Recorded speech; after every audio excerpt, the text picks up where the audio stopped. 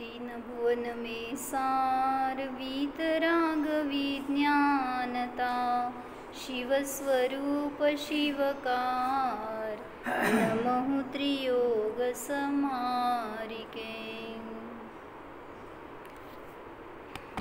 सकल व्रती बड़भागी भवभोगन ते वैरागी वैराग्य उपावन माई चिंते अनुप्रेक्षा भाई इन चिंतत समसुख जागे जिमि ज्वलन पवन के लागे जब ही जिय आत्म जाने तब ही जिय शिव सुख ठाने जौवन गृह गोधन नारी हय गय जन आज्ञाकारी इंद्रिय भोग छिन थाई सुरधनु चपला चपलाई.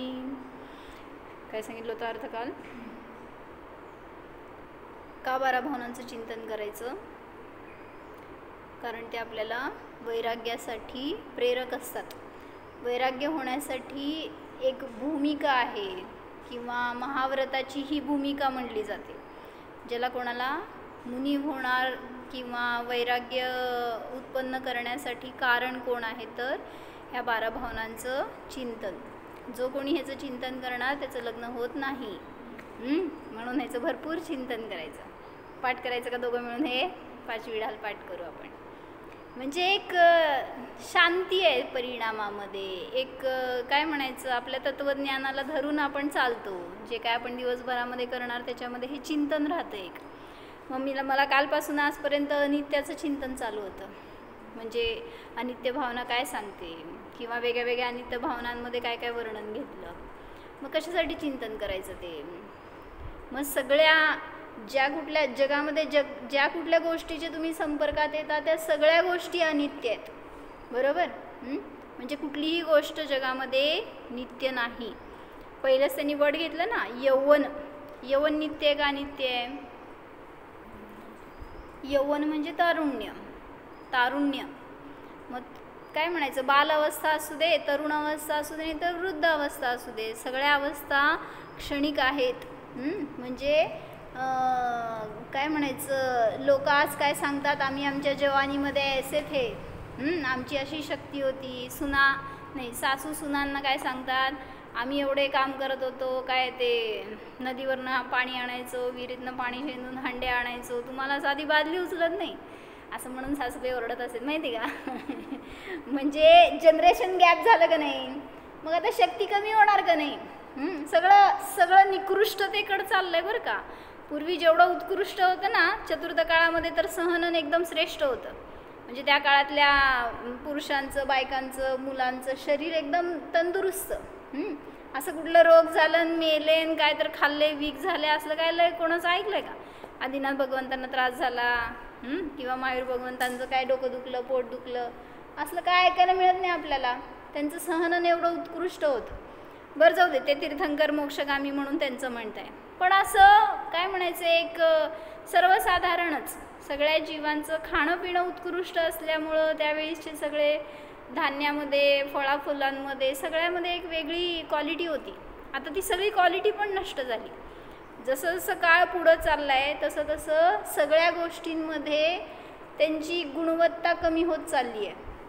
त्यामुळं सांगितलं की तुम्ही जे खाता ना, तुम्हाला वाटतं की हे प्रोटीनयुक्त आहे, काय म्हणायचं, विटॅमिनयुक्त आहे, तर त्याच्यामध्ये किती मिळणार तुम्हाला आणि ते खाल्ल्यावर किती टिकणार हो शरीर?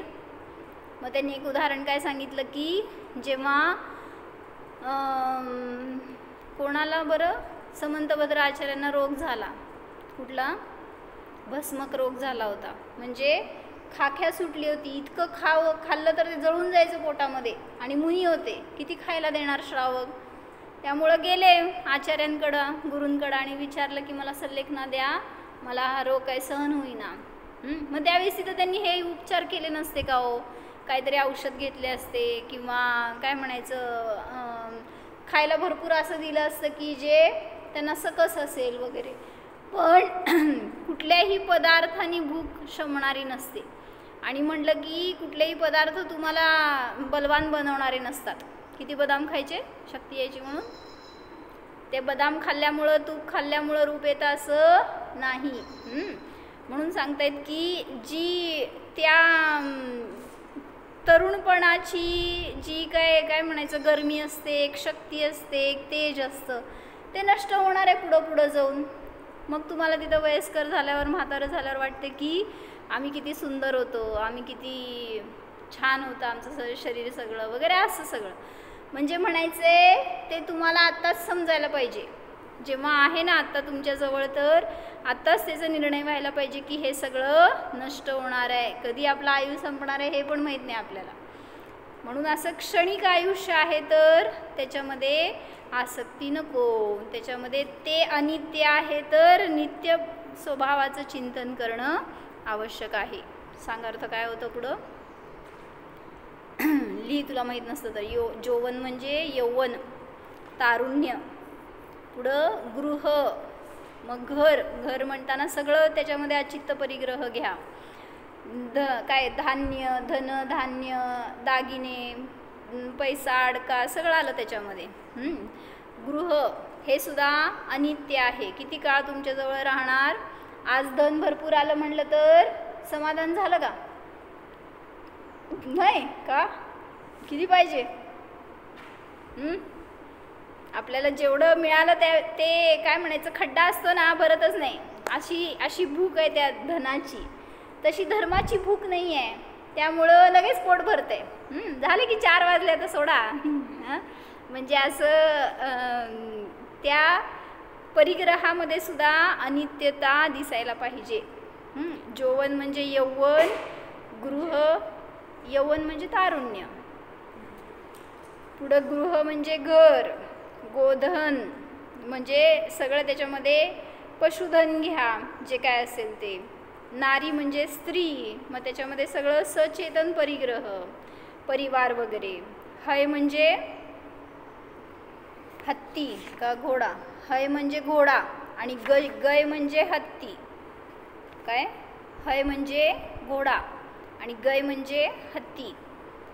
मग ते सगळे काय म्हणायचं, अशी रेलचेल असायची ना पूर्वी. सगळे मागं पुढं हत्ती, घोडे, सैनिक, पायदळ, घोडदळ सगळे असे बरोबर असायचे, असे लवाजमा असायचा. किती राहिला हो नंतर? म्हणून म्हणतो ना त्या 12 भावनेमध्ये काय, कहाँ गए चक्री जिन जीता भरत खंड सारा, कहाँ गए वे राम रु लक्ष्मण जिन रावण मारा, कहाँ कृष्ण रुक्मिणी सतभामा अरु संपत्ति सगरी, कहाँ गए वे लोभी कौरव जूंज, कहाँ गए वे काय पुढं? म्हणजे सगळं त्याची विनश्वरता सांगितली.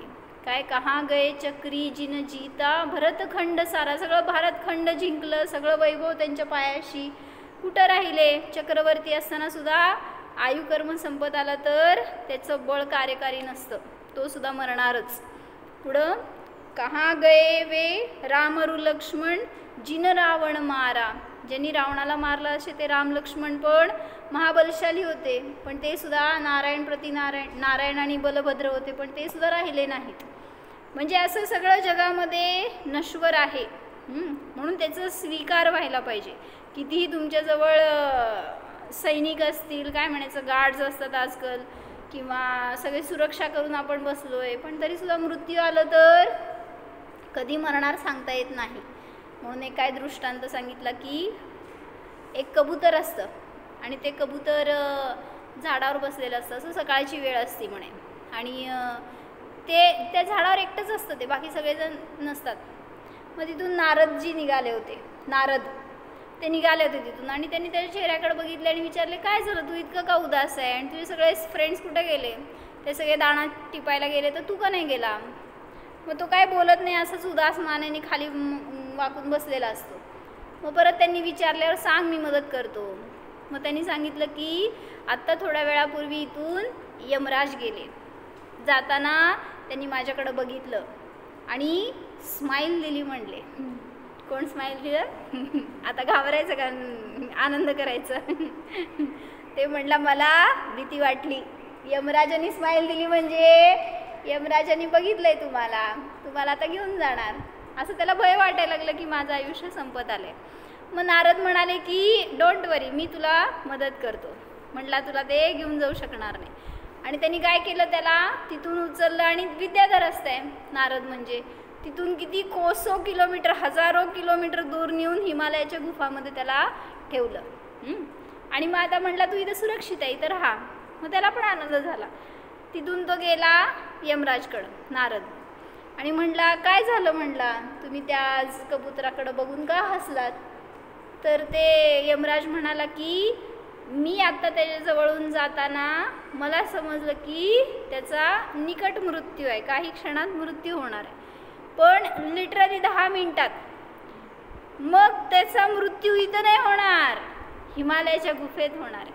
म्हटलं हिमालयाच्या गुफेत हा पोचणार कसं? ह्याच्या काही शक्ती एवढी नाही आहे पंखामध्ये की उडून तिथंपर्यंत जाईल आणि विदिन 10 मिनिट्स कसं होणार? मग काय झालं, नारदनी डोक्याला हात लावला आणि म्हटला आत्ताच मी त्याला तिथं पोचवून आलो. म्हणून मी हसलो, म्हटला यमराज. म्हणजे ज्याला जिथं जेव्हा जसं मरण येणार आहे ते येणारच, कोणी टाळू शकत नाही. म्हणून अशी अनित्यता आहे संसाराची, तर सावधान. ते डोक्यावर टाकल्यावर सावधान नाही व्हायचं, आत्ता सावधान. काय काय शब्द? हय म्हणजे काय? हय म्हणजे घोडा, गय म्हणजे हत्ती, गज असतं ना, गज म्हणजे हत्ती. पुढं जन म्हणजे सगळे परिवारजन किंवा काय मित्रमंडळी, कुटुंब वगैरे. आणि आज्ञाकारीमध्ये नोकर चाकर सगळे आले. तथा इंद्रिय भोग, मग 5 इंद्रियांचे भोग जे आहेत ते सगळे क्षणिक आहेत. कशाप्रमाणे? सुरधनु म्हणजे काय काय सांगितलं होतं काल? सुरधनु म्हणजे इंद्रधनुष्य. आणि चपला म्हणजे वीज, ली माहीत नसलं तर. सुरधनु म्हणजे इंद्रधनुष्य, चपला म्हणजे वीज आणि चपलाई म्हणजे चंचलता. जसं इंद्रधनुष्य किती वेळ असतं? इंद्रधनुष्य आकाशामध्ये किती वेळ असतं? क्षणिक आहे. वीज किती वेळ चमकती? असं लगेच चमकली की निघून जाती. मग सांगतायत की जसं इंद्रधनुष्य, वीज आदी चंचल आहेत, क्षणिक आहेत, त्याप्रमाणे हे सर्व परिग्रह वगैरे छिनथाई, छिन म्हणजे क्षण, थाई म्हणजे स्थिर, क्षणभरासाठी स्थिर आहेत हे सगळे. त्यामुळे त्यांचा पुन्हा नाश होणार किंवा त्यांचा वियोग होणार. म्हणून त्यांच्यामध्ये आसक्ती करणं, एकत्व करणं योग्य नाही. राजा राणा येते, राजा राणा छत्रपती म्हण. पहिली अनित्य भावना आहे ना त्याच्यामध्ये. म्हण राजा राणा छत्रपती हाथीन के असवार, मरना सबको एक दिन, अपनी अपनी बार जगत में, अपनी अपनी बार. पुढं दलबल देवी देवता, मात पिता परिवार, मरती बिरिया जीव को, कोई न राखण हार. मग त्याच्यामध्ये पण सगळे सांगितलं ना, राजा असो, राणा म्हणजे राजाचा अजून मोठा महाराजा म्हण, राजांचा राजा तो राणा. परत राणाच्या पुढं अजून छत्रपती, राजा राणा छत्रपती जो छत्राने सहित असतो असा वगैरे, ज्याचं काय 3 खंडामध्ये 6 खंडामध्ये राज्य असतं असा तो. तर राजा राणा छत्रपती हातीन के असवार. ते हत्तीवर वगैरे बसलेले असतील तरीसुद्धा त्यांना मृत्यू काय हत्तीवरनं खाली घेणार नाही काय? म्हणजे तुम्ही कुठेही स्वतःची सुरक्षा करायला आपलं धन वैभव सगळं जोडा, सगळे सुरक्षा काय कर्मचारी जवळ ठेवा, तरीसुद्धा मृत्यू सगळ्याच्या मधून घुसून तुम्हाला घेऊन जाणार. मरायचं आहे का नाही? मरायचं आहे का नाही? नाही मरायचं का? इथंच राहायचं आहे का काय? लई आवडतं दिसतंय घर. मरायचं तर आहेच, फक्त ज्ञानपूर्वक मरायचं का अज्ञानाने मरायचं? मरणाला काय सांगितलं ते परवा सांगितलं ना ह्याच्यामध्ये कुंतलगिरीमध्ये, काय वाक्य सांगितलं? मरण को भुला कर नहीं, मरण को बुला कर जिओ. काय?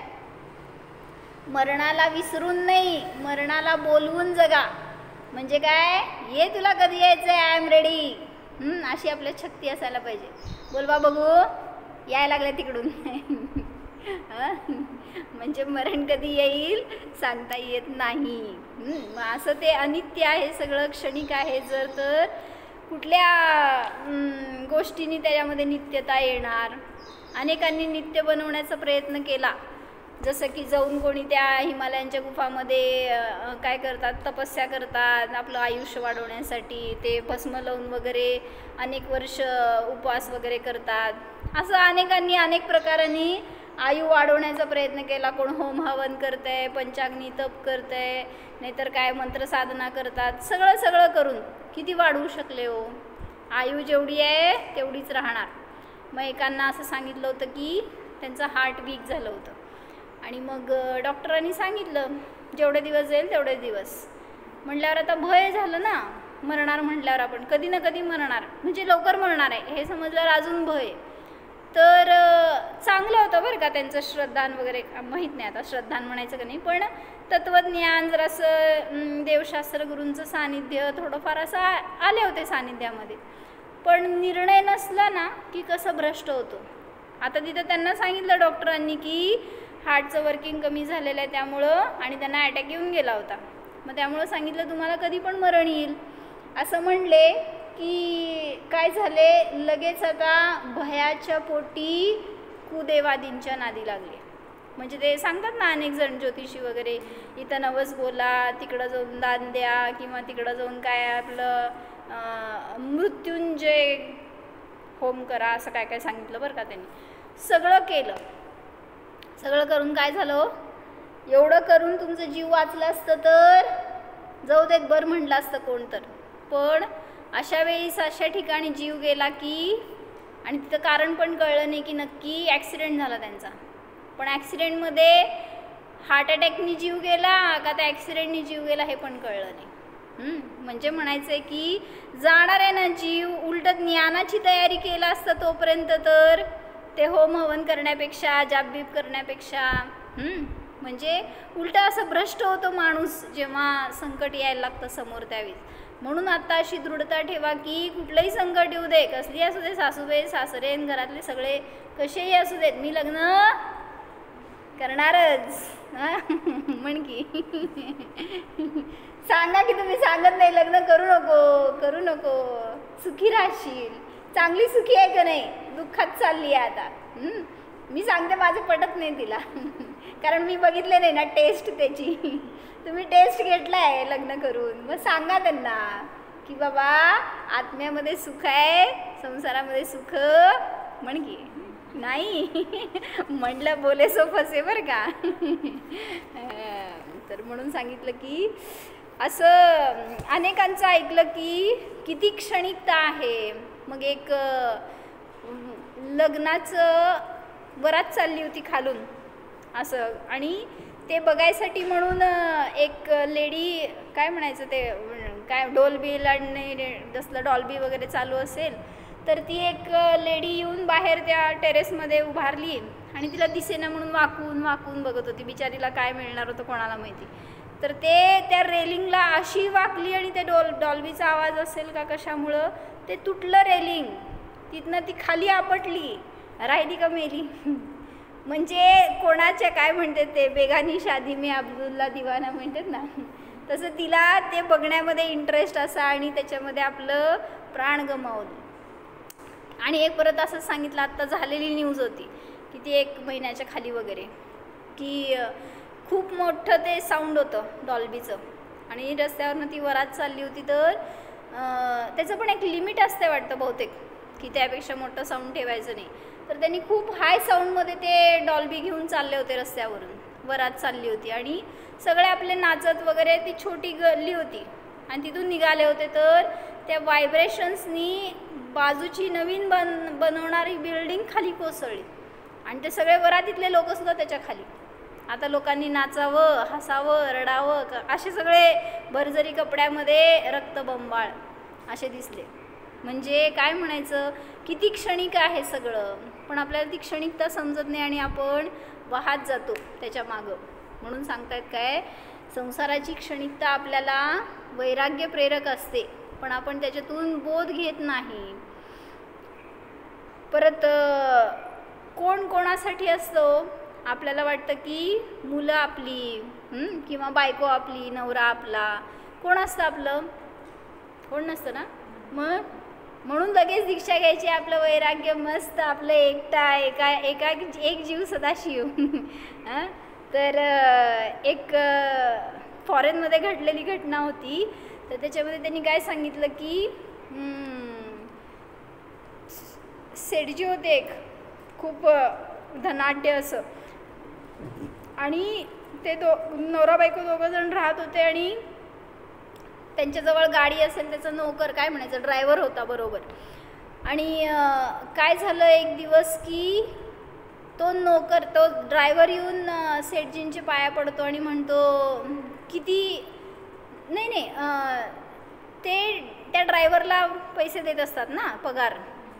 मग त्या सेठजींनी ड्रायव्हरला म्हणलं किती कष्ट करतो तू, तर हे तुला पैसा राहू दे. मग त्यावेळेस माझ्यासाठी किती कष्ट करतो असं त्यांनी एक सेंटेन्स म्हटले होते बरं का त्या ड्रायव्हरला. आणि थोड्या दिवसांनी त्यांचं काहीतरी, त्यांना रोग झाला का काय, अटॅक आला, ते मेले. तर मेल्यानंतर त्या ड्रायव्हरनी त्या सेठानीशी लग्न केलं आणि मग नंतर कळालं की त्यांचं ऑलरेडी आधी अफेअर होतं. तर त्या ड्रायव्हरनी वाक्य काय वापरलं माहिती का जेव्हा लग्न झालं, की सेठजींनी माझ्यासाठी आयुष्यभर किती कष्ट केले. म्हणजे कळलं का काय म्हणायचं, सगळं कमवून ठेवले माझ्यासाठी, आता मालक झाले ना तो. म्हणजे कोण कोणासाठी कमवतंय हो. किती कमवलं तुम्ही आयुष्यामध्ये? पैसा भरपूर कमवला का नाही? नाही का? गमवला, भोगला, काय केला का, दान केलं, काय केलं काय? म्हणजे धन आपण साठवून ठेवण्याचा, वाढवण्याचा प्रयत्न करतो ना, कोणाच्या नावावर असेल त्याला जाणार आहे ते. तुम्ही मेला तर फुकट आयुष्यभर राबला कोणासाठी हो? मग ते ड्रायव्हर म्हणतात की सेठजी माझ्यासाठी राबले आणि सगळं मी आपला आयता धनी झाला, आयता घरात नागोबा म्हणतात तसं. मग असं सांगितलं की सगळी संसाराची क्षणिकता आहे. कुठंही गेला तरी सुद्धा, कुठलं रिलेशन असू दे, कुठलं काय म्हणायचं, एखादी वस्तू असू दे, एखादं फंक्शन असू दे, एखादं काय जे पण असेल, सगळ्यामध्ये आयु असू दे, एखादं कर्म असू दे, कुठलंही, ते किती काळ राहणार आहे हो जवळ. म्हणून म्हटलं ना, 7 कर्म तुम्हाला काय करतं, सुख देतं वाटतं. किती वेळ राहतं ते सुद्धा क्षणिक असतं. म्हणजे त्याच्यामध्ये सुद्धा अनित्यता भासित व्हायला पाहिजे. म्हणून त्या मराठी 12 भावनामध्ये पण काय सांगितलं, हे समज मना विचार करुनी पाही, तव जीव लग कोणी नाही. म्हण, तव जीव लग कोणी नाही. किती जीव लावलाय, जीव लग कोणी नाही. मग सगळं त्यांनी त्याच्यामध्ये सुद्धा अनित्यतेचं वर्णन करून सांगितलं. म्हणून सगळ्या 12 भावनांमधून आपल्याला तो सार ग्रहण करायचा आहे. ती अनित्य भावना आपल्याला सांगते की बास, बाहेर जाऊ नको जीवा, जवळ ये, स्वतःच्या जवळ ये. जिंदगी एक पल कभी कोई बढ़ा नहीं पाएगा. आपलं आयुष्य जेव्हा संपत आलं त्यावेळेस कोण माझं आयुष्य वाढवू शकणार आहे. एक समय, जसं म्हटलं ना की तो मनुष्य होता, गरीब होता आणि त्याला काय झालं, तपस्या करतो आणि एका साधूंकडे राहत असतो. मग साधूंनी त्याच्यावर प्रसन्न होऊन सांगितलं की तुला मी एक पारस मणी देतो, तर त्याच्याने तुझं जीवन परिवर्तित होईल. तू काय कर की हे मणी तुला जेवढं पाहिजे तेवढं लोखंडाला लावून सोनं करून घे, म्हणजे तुला कधी लाईफमध्ये कमी पडणार नाही. मग म्हणला की 7 दिवस तुझ्याजवळ राहू दे, मी 7व्या दिवशी घ्यायला येणार ते पारसमणी, फक्त 7 दिवसासाठी तुझ्याजवळ ठेवायचं. मग त्याला इतका आनंद झाला की आपल्याला आता धन मिळणार. घरी गेला, घेऊन गेला आणि आजच्या दिवशी म्हणला रेस्ट घेऊ, उद्या करू सगळं काम. घर छोटं होतं, घरामध्ये काय लय लोखंड म्हणजे काय नव्हतं, असं थोडंफार असेल. तर तो प्लॅनिंग केला पहिल्या दिवशी बसून. म्हटला काय काय आणायचं किंवा पैसा आल्यावर काय काय करायचं, सगळे मनसुबे. घर बांधू मोठं, भरपूर धन मिळणार तर भरपूर भोग घेऊ, फिरायला जाऊ, लग्न करू, सगळं त्याचं सगळे काय म्हणायचं मनोराज्य सुरू झाले होते. पहिला दिवस गेला. दुसऱ्या दिवशी म्हणलं की एवढंसं तर लोखंड आहे घरामध्ये, म्हणला मी पहिल्यांदा लोखंड भरपूर विकत आणतो, ते आणल्यावर मग त्याला ते पारसमणी लावून सोनं करतो. पण ते आणायला पैसा पाहिजे की हातामध्ये, त्यामुळं कष्ट करावं लागणार होते. गेला दुसऱ्या दिवशी कष्ट करायला. त्यात 2-3 दिवस गेले, भरपूर पैसे कमवून आणला आणि त्याच्यानी एके ठिकाणी त्यांनी अशी छोटी कुटिया बांधली, छोटी ने मोठी, आणि मग त्याच्यामध्ये जेवढं शक्य आहे ना सगळं लोखंड भंगारातलं सगळंकडनं इकडनं तिकडनं जाऊन जेवढं स्वस्त मिळतं सगळं आणलं आणि घरामध्ये भरून ठेवलं. आता म्हटला 5-6 दिवस झाले, उद्या 7वा दिवस होता. म्हटलं आता उद्या फक्त टच केलं की सोनं होणार. आणि मग 7व्या दिवशी उठला तर समोरून उभारले होते गुरु आणि म्हणले चल दे. म्हणले जस्ट 1 मिनिट थांबा, असं लावतो आणि देतो. म्हणले टाईम अप, आता तुला ह्याच्यापेक्षा जास्त वेळ मिळणार नाही. काय झालं, काढून घेतली त्यांनी. घरात काय काय होतं, किती सोनं झालं, किती करू शकला असता तो. म्हणजे असं म्हणलं की असं क्षण क्षण नष्ट व्हायला लागलेत आपल्या जीवनातले सुद्धा. त्याचं सोनं करू शकतो आपण, पण सगळा वेळ आपण कुठं घालवतोय, झोपण्यामध्ये. आदितीताई कितीला उठायचं, आजपासून माझ्याकडे यायचं झोपायला. किती आपला अनमोल क्षण आहेत आपल्या आयुष्यातले. उलट त्याच्यामध्ये आपण भरपूर आता तयारी करून घ्यायची ज्ञानाची, ध्यानाची. पुढं गेल्यावर होणार आहे का सांग आपल्या लाईफमध्ये. आत्ता आपण फ्री आहे, आपल्यावर जबाबदारी नाही आहे, तोपर्यंत आपला उपयोग आपल्यासाठी करून घ्यायचा. म्हणजे आम्ही तर असं केलं, जोपर्यंत घरामध्ये शिकत होतो ना, शाळा शिकत होतो, तोपर्यंत मिळालं आम्हाला असं अनायसे. म्हणजे मंदिरात चालायचं ना स्वाध्याय, किंवा कोण त्यागी यायचे त्यांच्याबरोबर चर्चा चालायची, किंवा माताजी आले, सगळ्यांकडनं आपलं सगळं चालू होतं बरं का. कॉलेज, ट्युशन, तुमचा अभ्यास आणि सगळं बाहेरचं एन्जॉयमेंट सगळं चालू होतं, नाही असं नाही. पण त्या दरम्यान आम्ही जे काय वाचन केलं ना, मस्त वाचन झालं आमचं. आणि वाचन, ध्यान, त्याच्यातून थोडं इंटरेस्ट जे उत्पन्न झालं ना, त्याच्यातून धर्मामध्ये स्थिरता येते. मग ठीक आहे, पुढं जाऊन तुम्हाला वेळ मिळणार नाही, कमी होईल, पण हे आत्ताची शिदोरी तयार झाली ना उलटं, मग त्याचा आपल्याला पुढच्या लाईफमध्ये खूप उपयोग होतो. म्हणून आम्ही पहिला शिकली तर न्यायदीपिका शिकली. काय म्हणायचं, पहिलं लास्ट गेअरच टाकला. आणि लय समजत होतं असं नाही, पण जाऊन बसायचो, ऐकायचो. आता वाचत असताना समजत जातं मग सगळं. म्हणून म्हटलं ना, वाचन तरी करायला पाहिजे, जेणेकरून की आपल्याला त्याचा आपल्या पुढच्या लाईफमध्ये उपयोग होतो. कशासाठी सांगितलं सगळं, संसार अनित्य आहे. म्हण, संसार, दुसऱ्याचा संसार अनित्य आहे, माझा नित्य आहे. कसं कोणाचाही असू दे, संसार कसा असतो म्हणा मामा, संसार करे. कसलं जोरात बोलले बघ. आणि नियमाने दुःखदायीच आहे. कोणाचाही असू देत. तीर्थंकरांचा संसार सुखदायी होता का? चक्रवर्ती, तीर्थंकर, 96,000 राण्या, काय काय असेल त्याच्या मागं व्याप.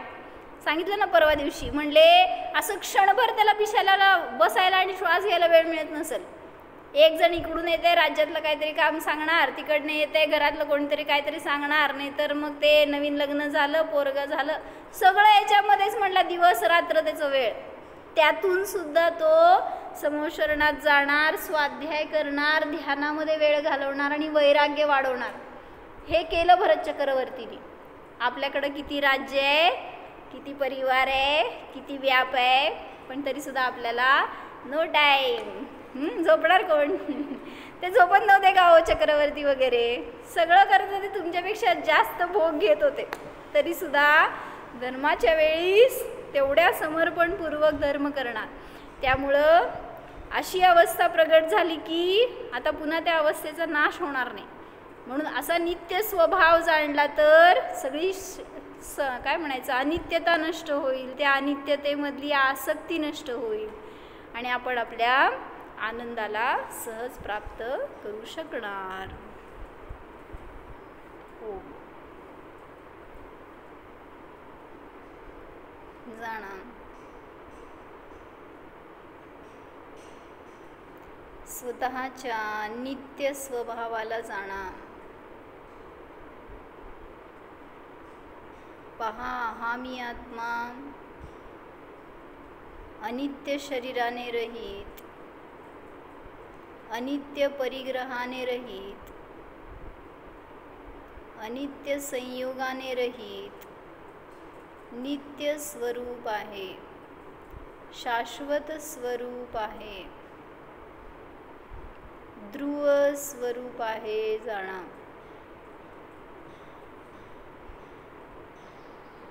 निर्णय करा, या आत्म्याचा अंत होणार नाहीच.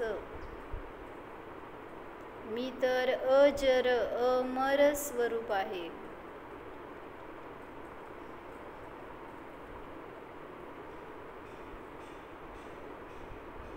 अक्षय स्वरूपोऽहम्, अखंड स्वरूपोऽहम्, नित्योऽहम्. ओम विसर्जन. नमो अरिहंताणं, नमो सिद्धाणं, नमो आयर्याणं, नमो वज्रायाणं, नमो लोये सौवसाहु.